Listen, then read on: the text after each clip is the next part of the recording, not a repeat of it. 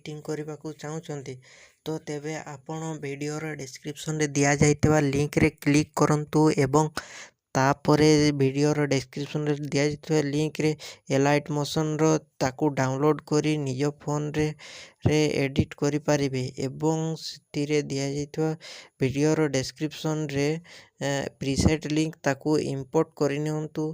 ତାପରେ ସେଥିରେ ଆପଣ ଯାହା କିଛି ଚେଞ୍ଜ କରିବାକୁ ଚାହୁଁଛନ୍ତି ତାହା ଚେଞ୍ଜ କରିପାରିବେ ଏବଂ ନ ଚେଞ୍ଜ କରି ମଧ୍ୟ ଆପଣ ତାକୁ ସିଧା ଡାଉନଲୋଡ଼୍ କରିପାରିବେ।